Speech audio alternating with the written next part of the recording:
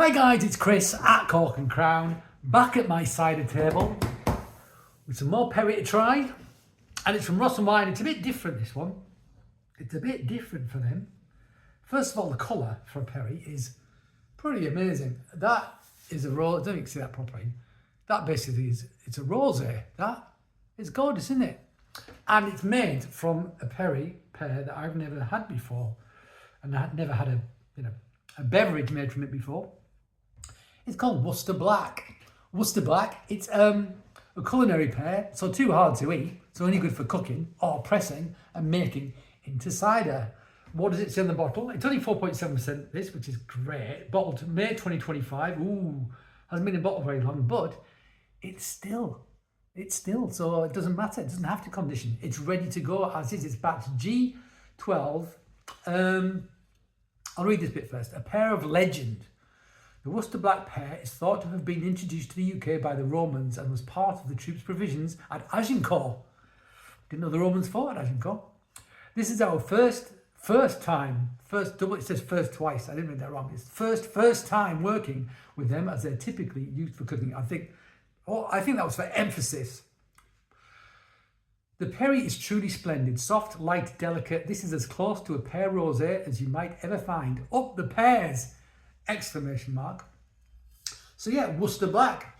And in fact, Worcester County Council's sort of crest is a pear tree with black pears on it. So I see it, in fact, I'm going to put a picture of it. That's it there. That's what it looks like. Yeah, that's their crest. And these are very dark skinned, which is why they're called black. So one assumes that's what's on their emblem. How about that?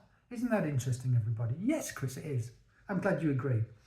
So this is interesting for another reason, because it's pasteurised.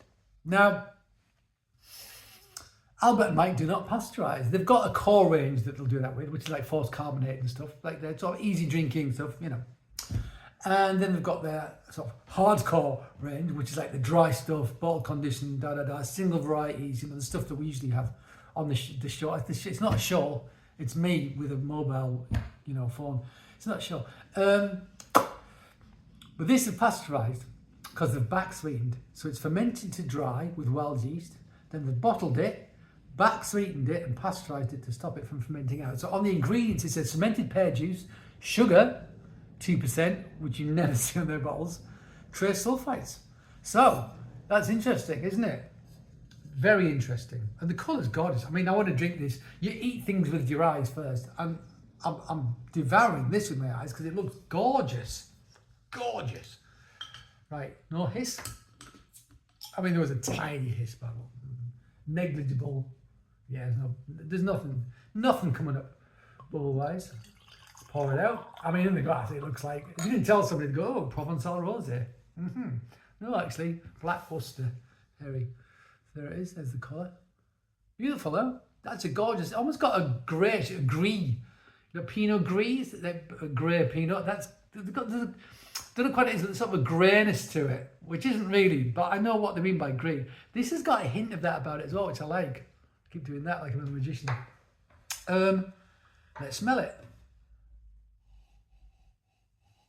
Ooh. Ooh.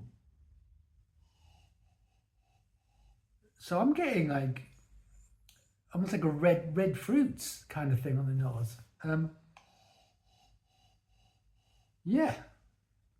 Don't think it's strawberry. Maybe a cherry, hint of cherry or something on the nose? Sorry, that completely caught me off guard. I wasn't expecting that. Yeah, there's a hint of pear, but there's a layer of red fruit over it, which with the rosé thing is kind of intriguing, because that's something you might associate with a rosé, like a rosé wine. Nice, yeah, there's definite pear there now. Quite delicate though, quite simple, but also quite intriguing, as you can tell from my reaction. I was intrigued.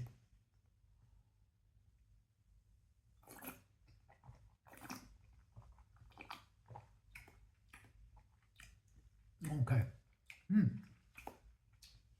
It's a little bit squeaky. It's got a bit of texture. That pear and red fruit character seems to come through on the palate though.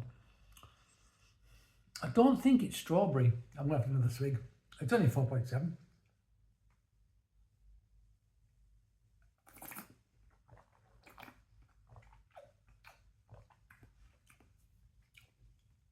So I'm gonna go raspberry, maybe. It's like pear with a hint of raspberry. Some other fruit, red fruit, pick your fruit. Maybe hint of cherry, hint of strawberry, hint of raspberry. There's all sorts of things going on with that pear sort of layer in there as well. Light, easy drinking. I mean, holy cow. This is the sort of thing, if you were at a festival with like a load of these, chilled down, I mean, everyone would just be necking them like crazy, you know. Or even at like, you know, the horse races with people all dolled up, all fancy. You could serve them that, they wouldn't know they were drinking like perry. Did you think we're drinking some sort of like fancy, like delicious, very light rosé? And actually, if you wanted something light and delicious that wasn't a rosé but similar, that'd do the job. 4.7, less than half the ABV, nearly a third the ABV of a rosé. Sorry, I'm going to keep drinking this.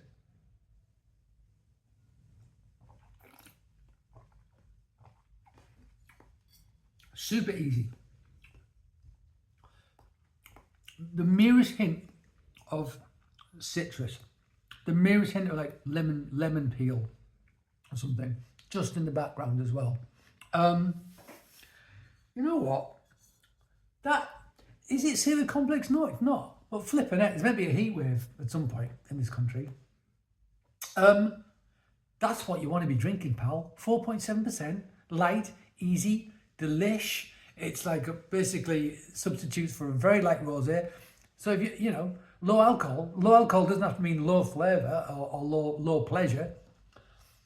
This has pleasure. This delivers pleasure for low ABV, 4.7%.